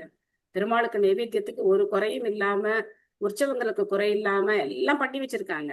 ஆனா என்ன ஆச்சு? எல்லாமே கொள்ளையடிக்கப்படுது. இன்னைக்கு பிராமணன் கையேந்தி நிக்கிறான். இன்னைக்கு பிராமணன் அவங்களுக்கு சம்பளம் போட்டாங்க, அவங்க கையேந்தி நிக்கிறாங்க. பெருமாளுக்காகத்தான் கேட்கிறோம் அப்படின்னு வந்து அவங்க சொல்லும்போது அவங்க சொன்னதை இவங்க செஞ்சுட்டு வந்திருக்காங்க, அது வேற விஷயம். ஆனாலும் பாருங்க நிலைமை எப்படி இருக்குன்னு பாருங்க. எல்லா கோவிலுக்கும் எல்லா சொத்துக்களும் இருக்கு. அரசர்கள்லாம் பண்ணி வச்சிருக்காங்க, மிராசுதார்கள்லாம் பண்ணி வச்சிருக்காங்க, ஜமீன்தார்லாம் பண்ணி வச்சிருக்காங்க, எல்லாரும் எல்லா சொத்தெல்லாம் பண்ணி வச்சிருக்காங்க. ஆனா அது இன்னைக்கு சரியான முறையில பராமரிக்கப்படாததுனால ஏன் பிராமண கலாச்சாரம் இன்னைக்கு அழிஞ்சு போச்சு. பிராமணர் வீட்லயும் டிவி வச்சுட்டு அவங்களும் என்ன பண்றாங்க, கோயில பூஜை பண்ணிட்டு போய் வீட்டுல போய் டிவி பார்த்துட்டே உட்காந்துருக்காங்க அவங்களும். ஆனா பிரபுபாதர் பாருங்க நம்மளை எப்படி காப்பாத்தி கொண்டு வந்திருக்காரு பாருங்க. அவங்களும் காஃபி சாப்பிடுறாங்க, அவங்களும் வந்து உலக விஷயங்கள்ல பற்றோட இருக்காங்க. ஆனா பிரபுபாதர் நம்மள வந்து நாம ஒண்ணும் பெரிய அந்த மாதிரி எல்லாம் ஒரு பெரிய பகவானுக்கு பக்கத்துல போய் செய்யக்கூடிய சேவைகள் எல்லாம் செய்யல. ஆனா பிராமணர்களை விட உயர்ந்த வைஷ்ணவ நிலைக்கு பிரபுபாதர் நம்மள உயர்த்துறார். இதனால்தான் ஆச்சாரியர்களுடைய அந்த வழிகாட்டுதல் ஸ்ட்ரிக்டா அதை நம்ம ஃபாலோ பண்ண வேண்டியது ரொம்ப அவசியம். அலட்சியமா இருந்தோம் அப்படின்னாக்கா அதே நிலைமைதான் ஆகும்.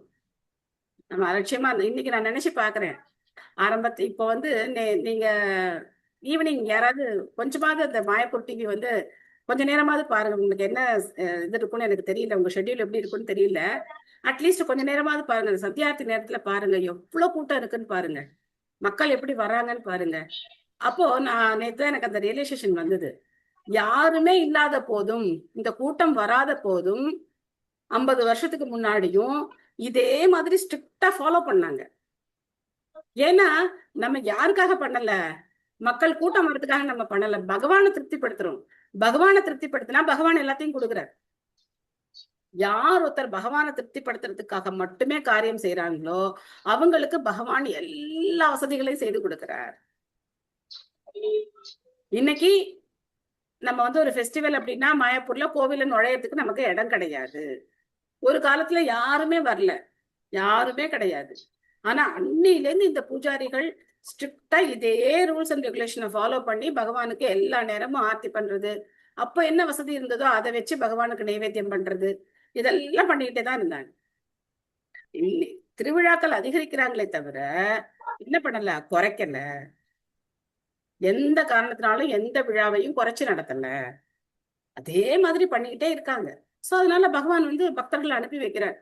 இப்ப என்ன ஆகுது, ஜெய ஜெய ஜெய ஜெயன்னு கூட்டம் இருக்கு, புஸ்தக விநியோகம் நடக்குது, எல்லா விதமான பக்தி காரியங்களுக்கும் இங்க வந்து வசதி வாய்ப்புகள் அப்படிங்கிறது பல மடங்கு பெருகி இருக்கு. பக்தர்களுக்கு நிறைய சேவை கிடைக்குது, நல்லா எல்லாரும் வந்து ரொம்ப சந்தோஷமா வந்து இந்த சேவையில ஈடுபட்டு இருக்காங்க. சோ அதனால நாம ஒழுங்கா பகவானை திருப்திப்படுத்துற அந்த முயற்சி அதை நாம சரியா பண்ணோம் அப்படின்னாக்க கண்டிப்பா பகவான் நமக்கு அந்த ரெசிப்ரோகேட் பண்ணுவார். அதுல நம்ம உறுதியோட இருக்கணும். அடுத்த ஸ்லோகம் 33.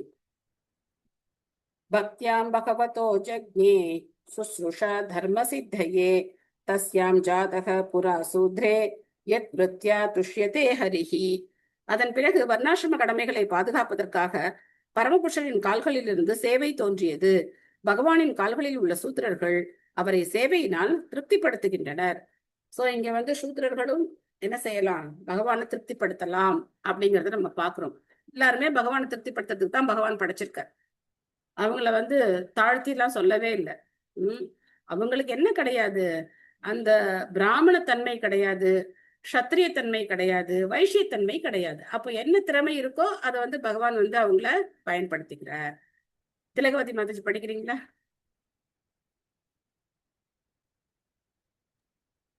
ஹரே கிருஷ்ணா மாதாஜி. ஸ்ரீல பிரபுபாதருக்கு ஜெய். சேவை செய்வதுதான் எல்லா ஜீவராசிகளுக்கும் உண்மையான தொழிலாகும். ஜீவராசிகள் பகவானுக்கு சேவை செய்ய வேண்டியவர்களாவர். இத்தகைய சேவை மனப்பான்மையினால் அவர்களால் சமய பூர்ணத்துவம் பெற முடியும். அனுபவமற்ற அறிவை அடையும் பொருட்டு கற்பனையில் ஈடுபடுவதால் பூர்ணத்துவத்தை அடைய முடியாது.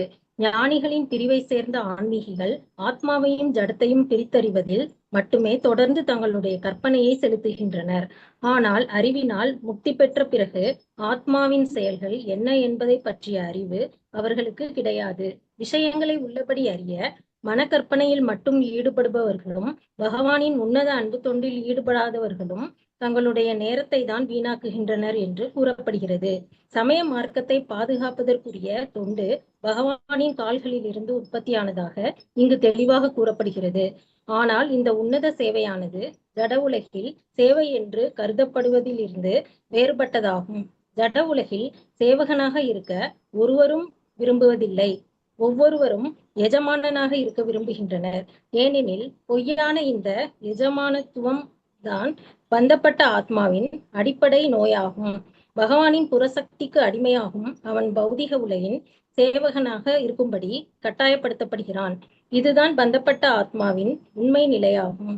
பகவானுடன் ஒன்றாகிவிட வேண்டும் என்ற எண்ணம் மாயையான புறசக்தியினால் விரிக்கப்படும் கடைசி வலையாகும். இத்தகைய எண்ணத்தை கொண்ட மாயைக்கு உட்பட்ட ஆத்மா தன்னை ஒரு முக்தி பெற்ற ஆத்மா என்றும் நாராயணருக்கு நிகரானவன் என்றும் பொய்யாக எண்ணிக்கொண்டு ஜடசக்தியின் பந்தத்திலேயே தொடர்ந்து இருக்கிறான். ஒரு பிராமணனாக இருந்து சேவை மனப்பான்மையை விருத்தி செய்து கொள்ளாமல் இருப்பதை விட ஒரு சூத்திரனாக இருப்பது நல்லது. ஏனெனில் அத்தகைய மனப்பான்மை மட்டும்தான் பகவானை உண்மையில் திருப்திப்படுத்தும். ஒவ்வொரு ஜீவராசியும் தகுதியில் அவன் ஒரு பிராமணனாக இருப்பினும் பகவானின் பக்தி தொண்டை மேற்கொள்ள வேண்டும். இந்த சேவை மனப்பான்மைதான் ஜீவராசியின் உண்மையான பூர்ணத்துவம் என்பதை பகவத்கீதையும் ஸ்ரீமத் பாகவதமும் உறுதி செய்கின்றன. ஒரு பிராமணர், சத்திரியர், வைசியர் மற்றும் சூத்திரர் ஆகியோரால் பகவானுக்கு தொண்டு செய்வதால் மட்டுமே தங்களுடைய வர்ணாசிரம கடமைகளை பூர்ணமானதாக செய்து கொள்ள முடியும். பிராமணர் ஒருவர் வேத ஞானத்தில் பக்குவம் பெற்றவராக இருப்பதால் இவ்வுண்மையை அறிந்திருக்க வேண்டியவராவார்.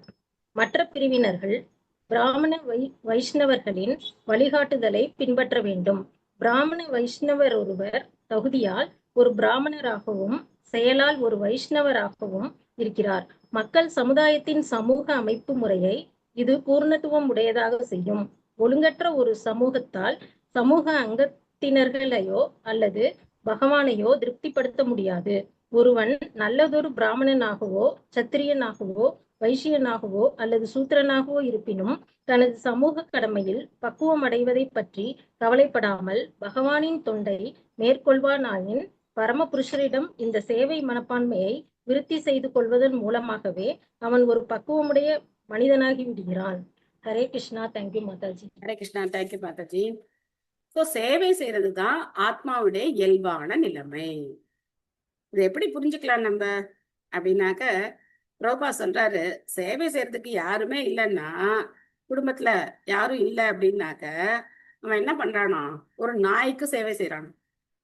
நாயை கூட்டி வச்சுக்கிட்டு அந்த நாய்க்கு அதை குளிப்பாட்டுறது, அதை வாக்கிங் கூட்டிட்டு போறது, அதை அதுக்கு சாப்பாடு கொடுக்கறது, இப்படின்னு சொல்லி அதுக்கு சேவை பண்ணிட்டு இருப்பான். வெளிநாடுகள்ல பார்த்தோன்னா குடும்ப அமைப்பு கிடையாது. ஆனா எல்லார்கிட்டையும் என்ன வச்சிருப்பாங்க, நாய் வச்சிருப்பாங்க.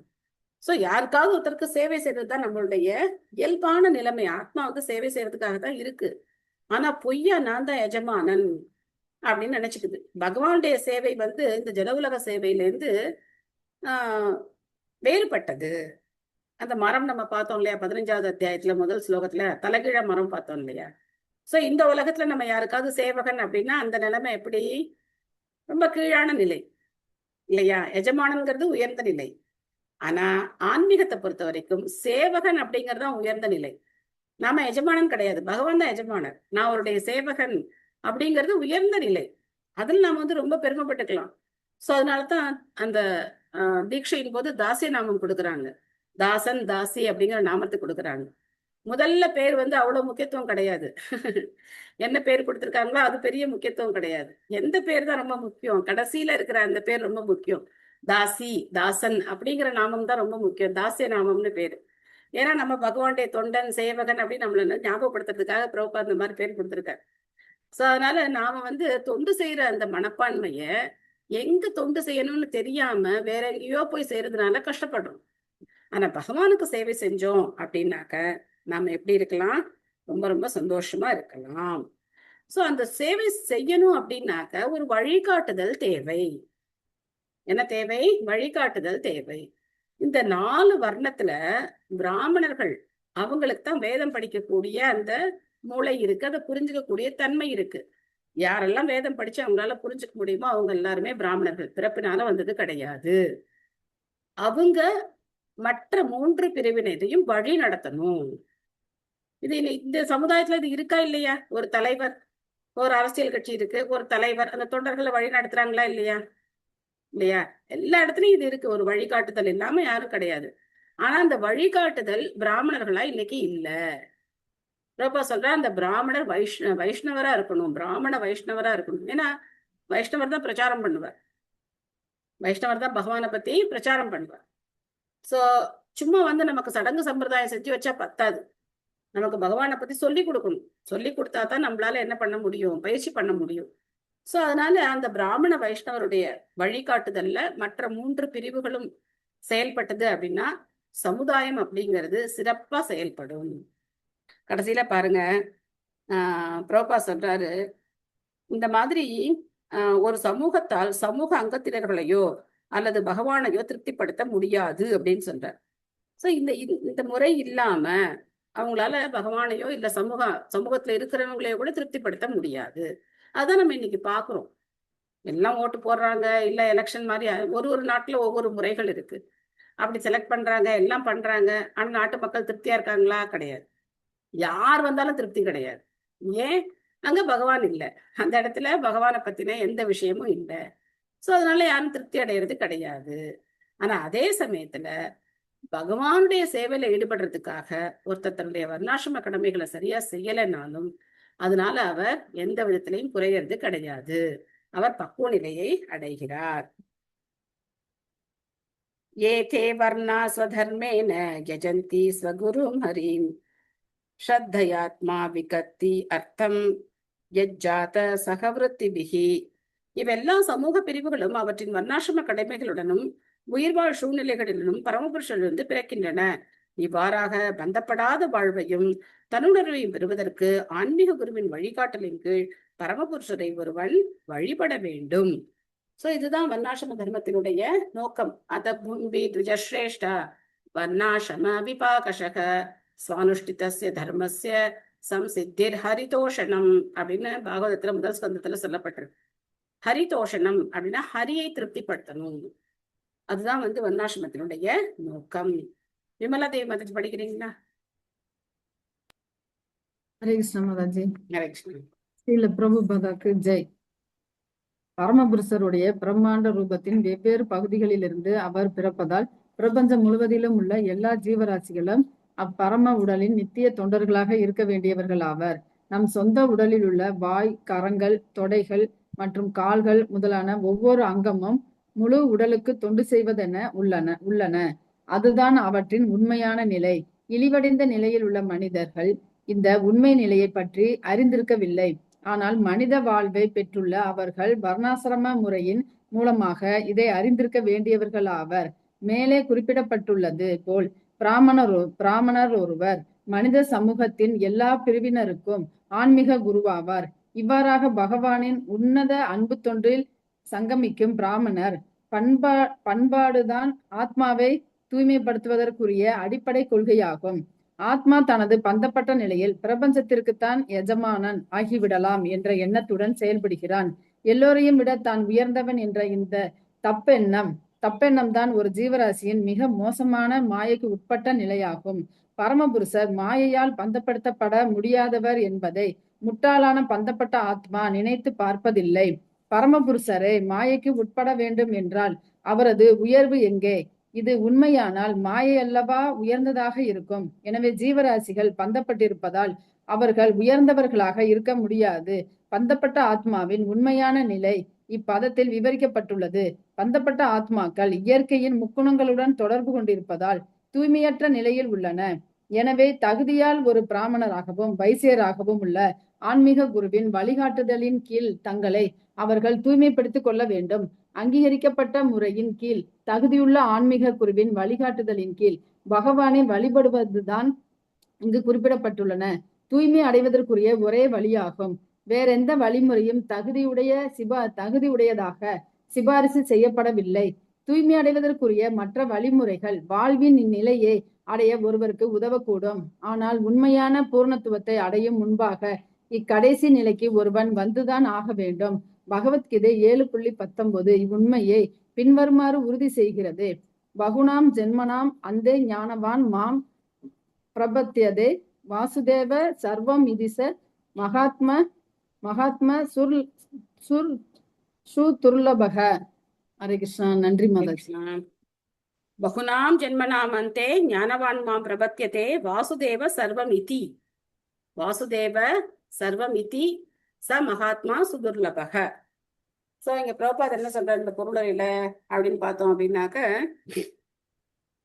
நம்மளுடைய உடல்ல எப்படி பல உறுப்புகள் இருக்கு இல்லையா? கண்ணு, காது, மூக்கு, கை, கால் எல்லாம் இருக்கு. எல்லாம் சேர்ந்து யாருக்கு சேவை செய்யணும்? இந்த உடலுக்கு சேவை செய்யணும் இல்லையா? கண்ணு தனியா நீ சொல்றதை நான் கேட்க மாட்டேன், கை சாப்பாடு எடுத்து வாய்க்கு கொடுக்க மாட்டேன் அப்படிலாம் சொன்னது அப்படின்னா, எல்லாம் ஸ்ட்ரைக் பண்ணுது அப்படின்னா உடல் எப்படி பராமரிக்கப்படும்? இன்னைக்கு அந்த நிலைமை தான் இருக்கு. இன்னைக்கு சமுதாயம் அந்த நிலைமையில தான் இருக்கு. நான் ஏன் நீ சொல்றதை கேட்கணும்? எனக்கே நான் தலைவனா இருக்கேன், நான் தான் தலைவன், நான் சொல்றத நீ கேளு அப்படின்னு ஒருத்தருக்கு ஒருத்தர் என்ன பண்றாங்க? அடிச்சுக்கிறாங்க. இதனாலதான் நாடுகளுக்குள்ள போர் எல்லாமே வருது. அப்போ இங்க நாம மாயைக்கு உட்பட்டிருக்கோம் அப்படின்னா, அப்போ பகவானும் அந்த மாதிரி மாயைக்கு உட்பட்டவர். அவர் இங்க வரும்போது அவரும் மாயைக்கு உட்படுறார் அப்படின்னு சொல்ற மாயாவாதிகளுடைய கருத்து தவறானது. சோ பகவான் மாயைக்கு உட்பட்டவர் அப்படின்னா அந்த பகவானோட மாயை பெருசாயிடாதா இல்லையா? பகவானே கட்டுப்படுத்தக்கூடும் அப்படின்னா அப்போ அந்த மாயை பகவானை விட பெருசாயிடும். அதனால மாயை அப்படிங்கிறது நம்மளதான் தாக்குதே தவிர பகவான் அது தாக்குறது கிடையாது. பகவான் அதுக்கு அந்த மாயை அவர் தான் கட்டுப்படுத்துறார். சோ இதெல்லாம் நம்ம புரிஞ்சுக்கணும் அப்படின்னாக்கா கண்டிப்பா ஒரு ஆன்மீக குருவுடைய வழிகாட்டுதல் தேவை. சரி, எனக்கு பக்தி மார்க்கம் வேண்டாம், நான் ஞான மார்க்கத்துல போய் புரிஞ்சுக்கிறேன், யோக மார்க்கத்துல போய் புரிஞ்சுக்கிறேன் அப்படிலாம் சொன்னா அதுக்கு எத்தனை ஆகும்? பகுனாம் ஜென்மனாம் அந்தே, கோடான கோடி பிறவிகள் ஆகும். அவ்வளவு சீக்கிரமா அதை புரிஞ்சுக்க முடியாது. ஏதச்சத்தர் பகவதோ தெய்வ கர்மாத்ம ரூபிணக கஹ ஸ்ரத்தத்யாத் உபாகர்த்தும் யோக மாயா பலோதயம். விதுரரே, பரமபுருஷரின் அந்தரங்க சக்தியினால் தோற்றுவிக்கப்பட்டுள்ள பிரம்மாண்ட ரூபத்தின் உன்னதமான காலத்தையும் செயலையும் மற்றும் ஆற்றலையும் யாரால் அளவிட முடியும்? சோ மைத்ரேயர் விதுரர்கிட்ட சொல்றார். மீனா மாதாஜி படிக்கிறீங்களா?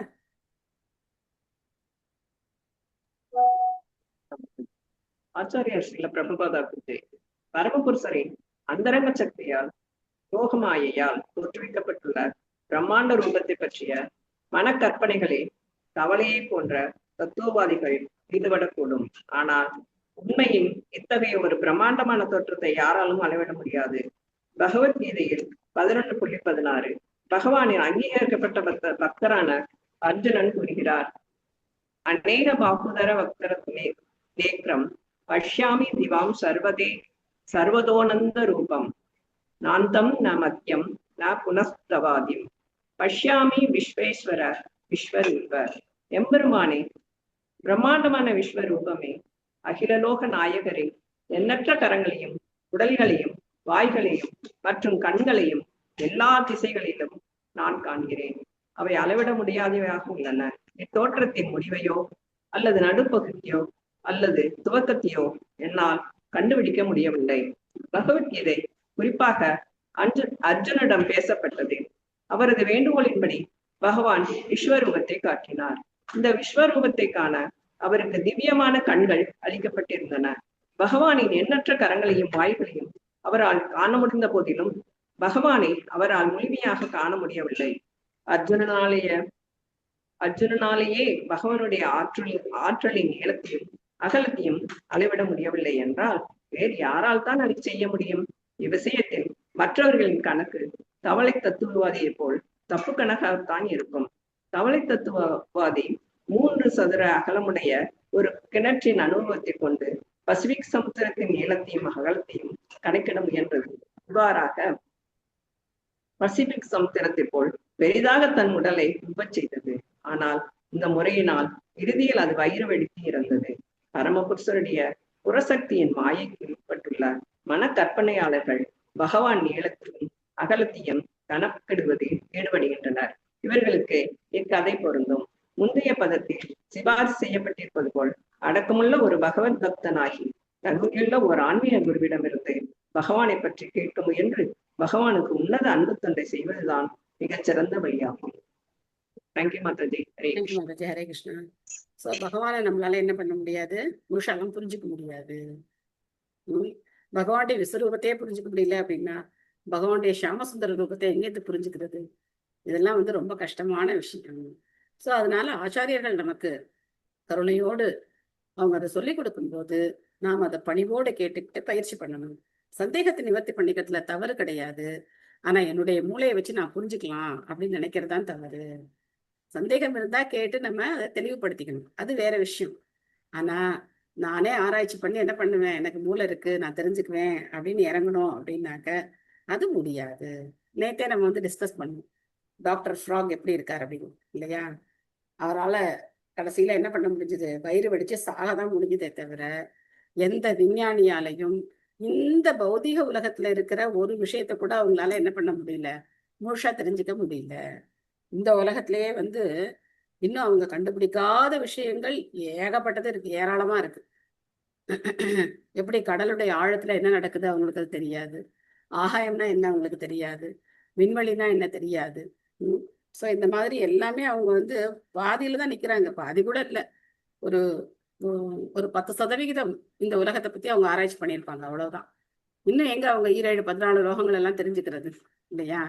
ஆனா ஒரு பகவத் பக்தர்கிட்டேருந்து பணிவோட கேட்டோம் அப்படின்னா இந்த உண்மைகள் எல்லாம் நமக்கு சுலபமா புரியும். அப்போ இந்த பிரம்மாண்டத்துல ஒரு சின்ன துகளா இருக்கக்கூடிய நான், எனக்கொசரம் பகவான் இவ்வளவு ஏற்பாடு பண்ணியிருக்கார் அப்படின்னா அதுக்கு கீழ்ப்படிஞ்சு நம்ம என்ன செய்யணும், பகவான் சொல்றதை கேட்டு ஹரே கிருஷ்ண கிருஷ்ண கிருஷ்ண ஹரே ஹரே, ஹரே ராம ராம ராம ஹரே ஹரே நாம ஜபம் பண்ணணும்.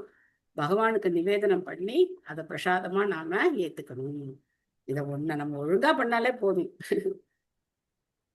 ததாபி கீர்த்தயாமி அங்க யதாமதி யதாஸ்ருதம் கீர்த்திம் ஹரே ஸ்வாம் சத்கர்த்தும் இரம் அந்யாபிதாசத்தியம் அந்யாபிதாசதீம். என்னுடைய இயலாமைக்கிடையிலும் ஆன்மீக குருவிலிருந்து எதையெல்லாம் என்னால் கேட்க முடிந்ததோ, எதையெல்லாம் என்னால் கிரகிக்க முடிந்ததோ அந்த பகவானின் பெருமைகளை எல்லாம் தூய வார்த்தையினால் இப்பொழுது நான் விவரிக்கிறேன். இல்லையெனில் எனது பேசும் சக்தி தூய்மையற்றதாகவே இருக்கும். ஸோ நான் கேட்டதை, நான் உள்ள புரிஞ்சுக்கிட்டதை நான் இப்ப என்ன பண்றேன், அதை உங்களுக்கு நான் எடுத்து சொல்றேன். நம்மளுடைய பேசும் சக்தி அப்படிங்கிறது நம்ம பகவான்கிட்ட தான் நமக்கு கிடைக்குது. ஆனா அந்த சக்தினால நம்ம பகவானை புகழல அப்படின்னாக்க அது பிரயோஜனப்படாது அப்படிங்கறத நம்ம இங்க தெரிஞ்சுக்கிறோம். சித்ரா மாதாஜி படிக்கிறீங்களா? ஹரே கிருஷ்ண மாதாஜி. நமஸ்காரம் மாதாஜி. படிக்கிறேன் மாதாஜி. மொழிபெயர்ப்பு பொருளுரை தந்த ஸ்ரீல பிரபுபாதருக்கு ஜெய். பந்தப்பட்ட ஆத்மா தூய்மை அடைவதற்கு உணர்வின் தூய்மை தேவைப்படுகிறது. உணர்வின் இருப்பால் உன்னதமான ஆத்மாவின் இருப்பு நிரூபிக்கப்படுகிறது. உணர்வு உடலை விட்டு அகன்றதும் ஜட உடல் செயலற்று போய்விடுகிறது. எனவே செயல்களின் மூலமாக உணர்வு அறியப்படுகிறது. செயலற்ற நிலையின் உணர்வால் தொடர்ந்து இருக்க முடியும் என்று சாஸ்திர அறிவற்ற தத்துவவாதிகள் கூறுவது அவர்களுடைய அறிவு பற்றாக்குறையையே காட்டுகிறது. தூய உணர்வின் செயல்களை நிறுத்தி தூய்மையற்றவனாக ஒருவன் மாறிவிடக் கூடாது. தூய உணர்வின் செயல்கள் நிறுத்தப்படுமானால் உணர்வுள்ள ஜீவசக்தியானது நிச்சயமாக வேறொரு முறையில் ஈடுபடும். ஏனெனில் உணர்வை ஈடுபடுத்தினால் அல்லாது அதனால் நிலைத்திருக்க முடியாது. உணர்வினால் நொடிப்பொழுதும் மௌனமாக இருக்க முடியாது. உடல் செயல்படாத பொழுது கனவுகளில் உருவில் உணர்வு செயல்படுகிறது. உணர்வற்ற நிலையில் செயற்கையானதாகும் புற உதவியுடன் உணர்வின்மையை சிறிது நேரம் நீடிக்க செய்ய முடியும். ஆனால் மருந்தின் மயக்கம் தீர்ந்ததும் அல்லது ஒருவர் எழுந்ததும் உணர்வு மீண்டும் உற்சாகத்துடன் செயல்படுகிறது. பகவானின் எல்லையற்ற பெருமைகளை பூரணமாக விவரிக்கும் திறமை மைத்ரேயருக்கு இல்லை என்றாலும் தூய்மையற்ற உணர்வின் செயல்களை தவிர்ப்பதற்கு பகவானின் பெருமைகளை அவர் விவரிக்க முயல்வதாக கூறுகிறார். பகவானின் இப்பெருமையானது ஆராய்ச்சியால் கிடைக்கும் பலன் அல்ல, மாறாக ஆன்மீக குருவிடமிருந்து அடக்கமாக கேட்பதனால் வரும் பயனாகும்.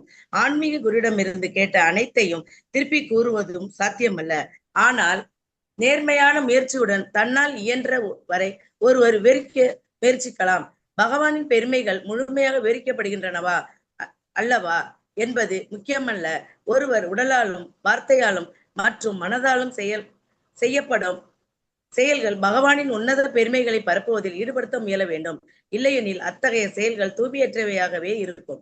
மனதையும் பேச்சையும் பகவானின் தொண்டில் ஈடுபடுத்தும் முறையினால் மட்டுமே பந்தப்பட்ட ஆத்மாவின் இருப்பை தூய்மைப்படுத்த முடியும். வைஷ்ணவ பிரிவை சேர்ந்த திரிதண்டி சந்நியாசி 3 தடிகளை ஏற்கிறார். மனோ, வாக்கு, காயத்தால் பகவத் தொண்டில் ஈடுபடும் விரதத்தை அது பிரதிபலிக்கிறது. ஆனால் ஏகதண்டி சந்நியாசியோ பரமானுடன் ஒன்றாகிவிடும் விரதத்தை ஏற்கிறார். பகவான் பரிபூர்ணமானவர் என்பதால் அவருக்கும் அவரது பெருமைகளுக்கும் எந்த வேறுபாடும் இல்லை. வைஷ்ணவ சந்நியாசியால் பாடப்படும் பகவானை பற்றிய பெருமைகள் பகவானை போலவே உண்மையானவையாகும். பகவானை போற்றி புகழும் பக்தர் ஒருவர் நித்தியமாக பகவானின் உன்னத தொண்டராக இருக்கும். அதே சமயம் பகவானின் பெருமைகளை பாடும் பொழுது கருத்தில் பகவானுடன் அவர் ஒன்றுபட்டு விடுகிறார். ஒரே சமயத்தில் ஒருவர் ஒன்றாகவும் வேறாகவும் உள்ள பக்தரின் நிலை அவரை நித்தியமாக தூய்மையடை செய்கிறது. இவ்வாறாக அவரது வாழ்வு பூர்ண வெற்றி உடையதாகிறது. ஹரே கிருஷ்ண மாதாஜி. நமஸ்காரம் மாதாஜி. நமஸ்காரம் தேங்க்யூ மாதாஜி. நம்ம தூய்மை அடைகிறதுக்கு பல வழிகள் இருக்கு. ஆனா செயல்படாம நம்மளால இருக்க முடியாது. நான் எந்த காரியமும் செய்யலப்பா, நான் எதுலயும் மாட்டிக்கிறேன், நான் பேசாம இருக்க போறேன் அப்படின்னு இருக்க முடியுமா? நம்ம மூச்சு விட்டுதான் ஆகணும். உடலை பராமரிக்கணும் அப்படின்னா ஏஞ்சி போய் குளிக்கணும், சாப்பிடணும் இல்லையா? அந்த கொஞ்சம் இப்படியாவது நடக்கணும். இப்படியே உட்கார்ந்துருக்க முடியுமா? ஏதோ ஒரு காரியம் நம்ம செய்யணும் இல்லையா? சோ அதனால பிரபுபா சொல்ற, நீ செயற்கையா என்ன பண்ணலாம், நான் மௌன விரதம் பேச மாட்டேன்னு சொல்லலாம். ஆனா மனசுக்குள்ள என்ன ஓடிக்கிட்டே இருக்கும், எண்ணங்கள் ஓடிக்கிட்டே இருக்கும். எங்க தாத்தா முன்னாடி, எங்க சிற தாத்தா, அவர் மௌன விரதம் இருப்பார். ஏதோ ஒரு கிழமை மறந்து போயிட்டேன். ஆனா நாங்க போய் பேசணும்னா ஒரு ஸ்லேட் வச்சிருப்பார், அதுல எழுதி காட்டுவார். மௌன விரதம் ஆனா எழுதி காட்டுவார். எங்களுக்கு சின்ன வயசுல அதெல்லாம் ரொம்ப பெரிய விஷயமா இருக்கும். இப்படி பேசாமலே இருக்காங்க அப்படிலாம் இருக்கும். ஆனா பிரபுபா சொன்னப்பதான் புரியுது, மனசுல எண்ணங்கள் என்ன ஆயிட்டே இருக்கு, ஓடிக்கிட்டே தான் இருக்கு இல்லையா? தடுத்து நிறுத்தவே முடியாது. தூக்கத்துல கூட என்ன ஆயிட்டு இருக்கு, மனம் செயல்பட்டுக்கிட்டே இருக்கு, கனவு வந்துகிட்டே இருக்கு. கனவு இல்லாம யாராவது தூங்கிருக்கோமா? அனுபவம் இருக்காது? கனவே கிடையாது அப்படின்னு சொல்ல முடியுமா? என்ன ஓட்டங்களை நிறுத்தவே முடியாது, போயிட்டே தான் இருக்கும். சோ அதனால அதை தூய்மைப்படுத்தணும், உணர்வை தூய்மைப்படுத்தணும். தூய்மைப்படுத்துறதுக்கு ஒரே வழி பகவானுடைய சேவையில ஈடுபட்டுறதுதான். சோ நம்ம சின்ன லெவல்ல இருக்கலாம். அதாவது நான் எனக்கு ஒண்ணும் தெரியாது, நான் அதனால பிரச்சாரம்லாம் பண்ண மாட்டேன் அப்படிலாம் சொல்லக்கூடாது. எனக்கு அதெல்லாம் ஒண்ணும் தெரியாது, எனக்கு சொல்ல தெரியாது அப்படிலாம் சொல்லக்கூடாது. நமக்கு என்ன தெரியுமோ அதை சொல்ல ஆரம்பிச்சிடணும். நமக்கு என்ன தெரிஞ்சுக்கிட்டோமோ, சரியான ஒண்ணுமே தெரியலையா, பகவத்கீதையில பகவான் என்ன சொல்லியிருக்காரு, அந்த ஒரு பொருளுரையை படிச்சு அந்த பொருளில் பிரபுபாத என்ன சொல்லியிருக்காரோ அதை கொஞ்சம் உள்ள வாங்கிக்கிட்டு அதை திரும்பி சொன்னா போதும். வர்றவங்களை 16 மாலை ஜெபம் பண்ண வச்சா, நம்ம சமஸ்கிருத வார்த்தைகளுக்குள்ள போய் அதுக்குள்ள போய் விளையாடி அப்படி பார்த்து இப்படி அதெல்லாம் நமக்கு தெரியணும்னு அவசியம் கிடையாது. பிரபுபாதர் அழகா மொழிபெயர்ப்பும் கொடுத்திருக்கார், பொருளுரையும் கொடுத்திருக்கார். பகவத்கீதையில ஒரு பொருளுரையும் ரொம்ப எல்லா பொருளுரையுமே பிராக்டிக்கலானது. பகவத்கீதை தான் பிரச்சாரத்துக்கு, பகவத்கீதையை தான் பிரச்சாரம் பண்ணணும். பாகவதம் பிரச்சாரம் கிடையாது. பாகவதம் பக்தர்கள் ஆனதுக்கு அப்புறம் பகவானை பத்தி தொடர்ந்து படிச்சுக்கிட்டே போலாம், வருஷக்கணக்கா படிக்கலாம். சோ அது பாகவதம். ஆனா பகவத்கீதை பிரச்சாரத்துக்கு உரியது. அதனால ஒரு ஸ்லோகம் எடுத்து வச்சு கூட நம்ம 2 குழந்தைங்களுக்கு சொல்லி கொடுத்தோம் அப்படின்னா, இல்ல ஒரு 2 பெரியவங்க யார் வர்றாங்களோ, நம்ம ஃப்ரெண்ட்ஸ் இப்படி யார் வர்றாங்களோ, டீர் ஜாலியா ஒரு டிஸ்கஷன் மாதிரி நம்ம அதை உங்களுடைய சுச்சுவேஷனுக்கு தகுந்த மாதிரி, இப்படிதான் கிடையாது, பேச ஆரம்பிச்சிடணும். பகவானை பத்தி பேச ஆரம்பிக்கல அப்படின்னாக்க நம்மளுடைய பேச்சு அப்படிங்கிறது தூய்மை அடையாது. பகவானுக்கு சேவை செய்யல அப்படின்னாக்க நம்ம செய்யற வேலைகள் தூய்மை அடையாது. தூய்மை அடையறதுக்கு ஒரே வழி, நமக்கு என்ன தெரியுதோ, நிறைய கேட்டிருக்கலாம், அதெல்லாமே ஞாபகம் இருக்கிறதுக்கு வாய்ப்பு கிடையாது. பிரபா சொல்றார், ஆன்மீக குரு சொல்றதெல்லாம் திருப்பி சொல்ல முடியாது நம்மளால. எங்க குரு மகாராஜர் எவ்வளவு சொல்றார், அதெல்லாம் எப்படி திருப்பி சொல்ல முடியும்? ரொம்ப கஷ்டம். அவர் எப்பவுமே கௌரவ பிரேமையில திளைச்சிருக்கார். அப்போ நம்மளால அந்த அளவுக்கு எல்லாம் போக முடியாது. நம்மளால சரியா அதுக்காக நம்ம பிரச்சாரம் பண்ணாம சும்மா அப்படி உட்கார்ந்து இருந்தோம்னா நடக்குமா? நாம தூய்மை அடைவோமா? பிரச்சாரம் அப்படிங்கிறது என்ன? ஆச்சாரம், பிரச்சாரம். பிரச்சாரத்தினால முதல்ல நம்ம தூய்மை அடைகிறோம். ஸோ இல்லைன்னா இந்த மாதிரி உட்காந்து கரெக்டா இந்த நேரத்துல உட்காந்து பாகவதம் படிக்கணும் அப்படின்னா ரொம்ப கஷ்டம். கரெக்டா இந்த நேரத்துல உட்காந்து பாகவதம் படிக்கணும் அப்படிங்கிறது ரொம்ப கஷ்டம். கரெக்ட் தானே? நீங்க படிக்கலாமா இருக்கும், ஆனா என்னால முடியாது. கரெக்டா இந்த நேரத்துல உட்காந்து கரெக்டா இந்த காரியத்தை பண்ணணும் அப்படின்னா ரொம்ப கஷ்டம். கண்டிப்பா முடியாது. நாங்க சைத்தன்ய சரிதாமிர்தம் படிக்க ஆரம்பிச்சோம். சைத்தன்ய சரிதாமிர்தம் படிக்க ஆரம்பிச்சு குரூப்பா சேர்ந்து எல்லாரும் படிச்சுட்டு இருந்தோம். இங்க மாயப்பூர் வந்ததுக்கு அப்புறம் தான் ஆரம்பிச்சோம். எல்லாம் சேர்ந்து படிச்சுக்கிட்டே இருந்தோம். ஆனா ஏதோ காரணத்தினால அவங்க வெளியில போனாங்க, அது போனாங்க. அதுக்கப்புறம் சைத்தன்ய சரிதாமிர்தம் அப்படியே நின்று போச்சு. இந்த குரூப்ல யாரை கேட்டாலும் என்ன சொல்றாங்க, நாங்க இன்னும் படிக்க ஆரம்பிக்கல, அதோட நம்ம நிறுத்துறதோட அப்படியே இருக்கு, வேற சேவைகள் இப்படி டைம் போயிட்டே இருக்கே தவிர அப்போ உட்காந்து ஒரு கன்சிஸ்டன்சியா படிச்ச மாதிரி இப்ப உட்காந்து படிக்க முடியல. ஆரம்பத்துல நான் படிச்சேன், அந்த மாதிரி ஒரு உட்காந்து படிச்சே ஆகணும், இதுல எல்லாம் என்ன இருக்கு நம்ம தெரிஞ்சே ஆகணும், 18,000 ஸ்லோகம் படிச்சுட்டு அதுக்கப்புறம் நம்ம உயிர் போனா கூட பரவாயில்ல, அதுக்குள்ள நம்ம அதை படிச்சு முடிச்சிடணும் அப்படிங்கிற ஒரு உத்வேகத்துல நான் ஆரம்பத்துல படிக்க ஆரம்பிச்சேன். இப்ப அந்த உத்வேகம் எல்லாம் எங்க போச்சுன்னே தெரியல. சோ அதனால நம்ம தனியா உட்கார்ந்து ஒரு காரியம் பண்றதுங்கிறது நடக்கவே நடக்காது. பக்தர்கள் சங்கம், பக்தர்களோட சேர்ந்து நம்ம அதை பண்ணும்போது என்ன ஆகுது, நம்மளுடைய எல்லா முயற்சிகளும் தூய்மை அடையுது. ஓகே, உங்களுக்கு ஏதாவது கேள்விகள், கருத்துக்கள், உங்களுடைய அனுபவங்கள்? காலம்பரை நீங்க எல்லாம் புருஷோத்தம யோகம் ரொம்ப அருமையா கேட்டுட்டு இருக்கீங்கன்னு நினைக்கிறேன். அதான் மாதாஜி, இன்னைக்கு ஒரு டாக்டர் கேட்டாரு பிரபுட்ட, மாதிரி நீங்க எல்லாம் சொல்றீங்க, நாங்க உங்களே குருவா ஏத்துக்கிட்டு நாங்க அதுபடி நடந்துட்டு போறோம் அப்படின்னு சொன்னாங்க. உடனே அவர் ஒரு எக்ஸாம்பிள் சொன்னாரு, அப்ப நீங்க டாக்டர், உங்களுக்கு கம்பவுண்டர் இருக்காங்க, அப்ப கம்பவுண்டர் அட்வைஸ் கேட்டுட்டு அப்படியே விட்டுருவீங்களா? சூப்பரா இருந்தது. அது சொன்ன உடனே அவரால் ஒன்றும் பதில் சொல்ல முடியல. அது மாதிரிதான் நாங்க சொல்றோம், ஆனா ஆச்சாரியரை நாங்க காமிச்சு கொடுப்போம், நீங்க அவர்கிட்ட தீட்சை வாங்கினாதான் எல்லாமே நடக்கும் அப்படின்னு சொல்லி ரொம்ப சந்தோஷமா. நம்ம ஒரு அப்ப குருமராஜ் தீட்சை வாங்கும்போது சொல்றாரு, எனக்கு நீ உதவி செய்வியா அப்படின்னு கேக்குறாரு, பிரச்சாரத்துக்கு உதவி செய்வியா அப்படின்னு கேக்குறாரு. செய்யறோம்னு சொல்றோம், ஆனா அந்த திறமையும் தகுதியும் அவர் தான் கொடுக்குறாரு. நமக்கு திறமை தகுதி கிடையாது, அவர் தான் கொடுக்குறாரு. இல்லைன்னா சினிமா பாட்டு பாடின வாயில எப்படி சோராஷ்டகம் எல்லாம் வரும்? சோ அவர் தான் அந்த தகுதியையும் திறமையும் அவர் தான் கொடுக்குறாரு. அதை நம்ம அவருடைய சேவையில பயன்படுத்திக்கணும். அதுக்காக நான் குரு அப்படின்னு சொன்னா அது என்னது, முட்டாள்தனம்.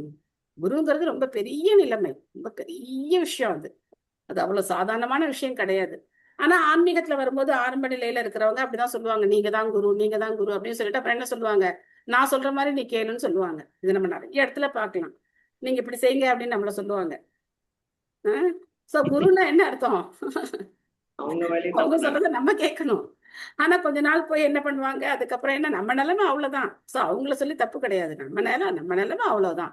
நம்ம எந்த நிலையில இருக்கோங்கிறது நம்ம தெரிஞ்சுக்கணும். சோ அதனால ஆன்மீக குரு ஸ்தானம் அப்படிங்கிறது உயர்ந்த நிலை. பிரபுபாதர் அவங்கள அவருடைய சிஷ்யர்களுக்கு அந்த இதை கொடுத்திருக்காரு, அவங்க ஆன்மீக குருவாகிறதுக்கான தகுதியை அவங்களுக்கு கொடுத்திருக்காரு. அவங்க வழி நடத்துறாங்க, அந்த வழிகாட்டுதலை நம்ம ஏத்துக்கணும். நம்ம அந்த குருவை காட்டி கொடுக்கறதுக்கான ஒரு கருவிகளா செயல்படுறோம், அவ்வளவுதான். அதுக்கப்புறம் டாக்டர்ல ஒண்ணும் பேச முடியல. கண்டிப்பா. ஹரே கிருஷ்ணா மாதாஜி. ஏகதண்டி திரிதண்டி சன்னியாசின்னா அது என்னதுங்க மாதாஜி? ஏகதண்டம் திரிதண்டம்னா என்ன அப்படின்னா, தண்டம்னா குச்சி, தண்டம்னா என்ன, குச்சி. சன்னியாசி எல்லாம் கையில ஒரு குச்சி வச்சிருப்பாங்க, பாத்திருக்கீங்களா? ஆமாங்க மாதாஜி. சோ ஏகதண்டி அப்படின்னா ஒரே ஒரு தண்டம் வச்சிருப்பாங்க. அவங்க என்ன நினைக்கிறாங்க, ஜீவாத்மாவும் பரமாத்மாவும் ஒண்ணு அப்படின்னு நினைக்கிறாங்க. அதை ரெப்ரசென்ட் பண்ற மாதிரி அவங்க ஒரே ஒரு குச்சி வச்சிருப்பாங்க, அதை காவி துணியில கட்டி வச்சிருப்பாங்க. அவங்க மாயாவாத சன்னியாசிகள் சொல்லப்படுறாங்க. சங்கராச்சாரியாருடைய வழி வர்றவங்க எல்லாம் ஒரு குச்சி தான் வச்சிருப்பாங்க. ஆனா வைஷ்ணவர்கள் 3 குச்சியை வச்சு அவங்க அதை காவி துணியில சுத்தி வச்சிருப்பாங்க. திரிதண்டி, த்ரீனா 3, திரிதண்டி சன்னியாசி அப்படின்னா 3 தண்டங்களை வச்சிருப்பாங்க. அதோட அர்த்தம் என்ன, மனம், வாக்கு, உடல், இந்த 3த்தினாலையும் நான் பகவானுடைய சேவையில முழுமையா ஈடுபடுறேன், நான் பகவானுடைய சேவகன் அப்படிங்கறத சொல்ற மாதிரி அவங்க 3 குச்சியை வச்சு அதை அவங்க காவி துணியில சுத்தி வச்சிருப்பாங்க. சோ இப்ப ஜெயபதாக சுவாமி பத்தி சொல்லணும் அப்படின்னா திரிதண்டி சன்னியாசி அப்படிதான் சொல்லணும். ஆக்சுவலா திரிதண்டி சன்னியாசி அப்படிதான் அவரை சொல்லி ஜெயபதாக சுவாமி அப்படின்னு சொல்லணும். அவர் எங்கேயா சைன் பண்ணும்போது திரிதண்டி அப்படின்னு அவர் போட்டு அதுக்கப்புறம் ஜெயபதாக சுவாமி அப்படின்னு போடுவாங்க, திரிதண்டி சன்னியாசிகள். சோ அவங்கெல்லாம் தான் உலகம் முழுக்க பிரயாணம் செய்து என்ன பண்றாங்க, இந்த பிரச்சாரத்தை பண்றாங்க. உள்ளது உள்ளபடி நீ கடவுளாக ஓகே மாதாஜி. அப்படிங்கறத ஓகே அவங்க ஓகே நல்ல okay. Thank you Mataji. Thank you Mataji. Hare Krishna.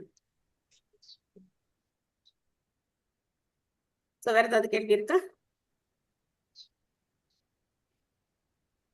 Okay. வாஞ்சா கல்பத்தருभ्यश्च कृपा सिन्धुभ्यः एव च पतितानां पावनेभ्यो वैष्णवेभ्यो नमो नमः. अनंत कोटि वैष्णव वृंद की कृष्ण प्रभुपाद की जय. गौर प्रेमानंदे हरि हरि बोल. ஸோ சாந்தி மாதாஜி நீங்க வந்து பாடலான்னு சொல்லியிருந்தேன், பட் நீங்க டைம்ல இல்ல மாதாஜி, அதனால இன்னைக்கு நாங்க பாடிட்டோம். நாளைக்கு நீங்க டைம்ல வரீங்க. இவங்க ஜி சாந்தி மாதாஜி அவங்க எனக்கு மெசேஜ். ஓகே மாதாஜி. ஹரே கிருஷ்ணா மாதாஜி. நாளைக்கு கொஞ்சம் எர்லியரா ஜாயின் பண்ணுங்க. நான் 4 மணிக்கு தான் ஓபன் ஆகுது. 3:55 இல்ல இன்னைக்கு வேற லிங்க்ல போயிட்டோம் மாதாஜி. மறந்து தெரியும் வேற லிங்க்ல போயிட்டோம். அதுக்கப்புறம் அகிலா மாதாஜிட்ட கேட்டுதான் இந்த லிங்க் வந்தது. Okay okay okay okay Mataji. Thank you. நாளைக்கு பாராயணம் 15 அத்தியாயம் யார் பண்றாங்க மாதாஜி? மீனா மாதாஜி பண்றாங்க. குரூப்ல போட்டுருக்காங்க, பாத்துக்கோங்க. நான் Thursday நான் பண்றேன் மாதாஜி. ஓகே, மெசேஜ் போட்டுருங்க, குரூப்ல மெசேஜ் போட்டுருங்க. Okay Mataji. Thank you Mataji. Thank you Mataji. So அடுத்தடுத்து யார் பாராயணம் பண்ணணும்னு விருப்பப்படுறீங்களோ உங்க நேம் போட்டுருங்க, டேட் போட்டுருங்க. நீங்க வந்து பாராயணம் பண்ணலாம். ஒவ்வொருத்தரும் ஒவ்வொரு நாள் பண்ணலாம். Okay, thank you all. Hare Krishna. Thank you Mataji. Thank you Mataji. Hare Krishna. Thank you Mataji. Hare Krishna. Thank you Mataji. Hare Krishna Mataji. Thank you Mataji. Thank you Hare Krishna Mataji. Thank you Mataji. பிரணாம். ஹரே கிருஷ்ணா. தேங்க்யூ மாதாஜி. நன்றி மாதாஜி. நன்றி. பிரணாம் மாதாஜி. நன்றி கொடுத்துறேன். ஹரே கிருஷ்ணா. ஹரே கிருஷ்ணா கிருஷ்ணா கிருஷ்ணா ஹரே ஹரே ராம ராம ராம ராம ராம ஹரே ஹரே. Thank you all. ஹரே கிருஷ்ணா.